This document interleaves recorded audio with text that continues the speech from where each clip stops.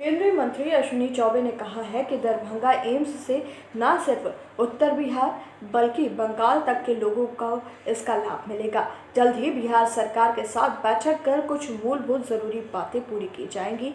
24 दिसंबर को दरभंगा में एम्स की समीक्षा बैठक होगी, जिसमें अंतिम रूप देने को लेकर चर्चा होगी। उन्होंने कहा कि बिहार का दूसरा एम्स होगा Darbhanga AIIMS. Super speciality hospital का काम भी चल रहा है। दरभंगा और मुजफ्फरपुर में सुपर स्पेशलिटी हॉस्पिटल का काम फरवरी तक होना है। गया और भोजपुर में भी अप्रैल तक सुपर स्पेशलिटी हॉस्पिटल का काम करेगी। केंद्रीय मंत्री ने कहा कि पटना सुपर स्पेशलिटी हॉस्पिटल में थोड़ा विलंब होगा। ज़मीन से लेकर दूसरे सुविधाओं के लिए बिहार सरकार की भी बड़ी भूमिका है। कोरोना वैक्सीन को लेकर मई महीने में ही समीक्षा हुई थी। 3 कंपनियां काम कर रही हैं। अगले कुछ महीनों में वैक्सीन आ जाएगी, जो विश्वसनीय और विश्व स्तरीय होने के साथ सस्ती भी होगी। केंद्रीय मंत्री अश्विनी चौबे ने आगे कहा कि स्वास्थ्य मंत्रालय के साथ बात हो चुकी है। बिहार में बड़े पैमाने पर तैयारी चल रही है।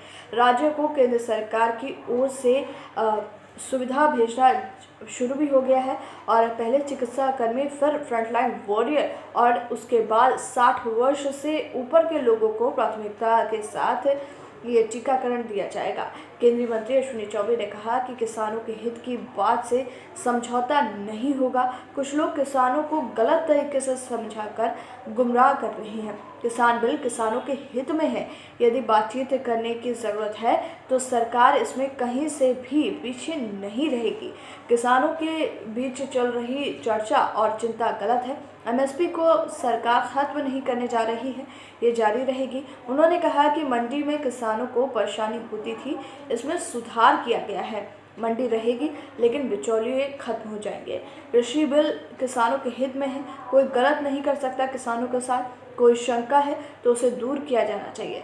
सरकार हर समय वार्ता के लिए तैयार है। सरकार लिखित भी देने को तैयार है। केंद्रीय मंत्री ने कहा कि किसी किसान को अगर न्यायालय जाना पड़े तो इसके लिए भी किसानों के हित को ध्यान में सबसे पहले रखा जाएगा। सारी बातें स्पष्ट कर दिए जाने के बाद भी किसानों का आंदोलन जारी है, ये ठीक नहीं है। उन्होंने आगे कहा कि विपक्षी षड्यंत्र के तहत ऐसा चाहता है कि ये ठीक नहीं है और आगे भी ऐसे हालात बने रहें। उन्होंने आगे ये भी कहा कि कांग्रेस और दूसरी विपक्षी पार्टियों ने किसानों का शोषण किया है। किसानों के साथ कोई राजनीति नहीं होनी चाहिए। विघटनकारी शक्तियां किसान आंदोलन के नाम पर सक्रिय हो गई हैं। बंगाल में हिंसा हो रही है। जिस तरह का वहाँ कृत्य चल रहा है, ये अलोकतांत्रिक है। शोषण किया है। किसानों के साथ कोई राजनीति नहीं होनी चाहिए। विघटनकारी शक्तियां किसान आंदोलन के नाम पर सक्रिय हो गई हैं। बंगाल में हिंसा हो रही है। जिस तरह का वहाँ कृत्य चल रहा है, ये अलोकतांत्रिक है। इलेक्ट्रॉनिक्स के मार्केट में धूम मचाने आ गया है आपके शहर सिवान में आरबी लाइट हाउस, जहां पर आपको मिलेगी हर प्रकार की नंबर 1 ब्रांडेड आइटम, जिसमें झूमर, wall lamp, bed lamp, gate lamp, झालर बत्ती, मॉडलर स्विच, सरफेस लाइट के साथ साथ अन्य सभी प्रकार की फैंसी इलेक्ट्रॉनिक आइटम्स सस्ते और उचित दामों पर उपलब्ध हैं।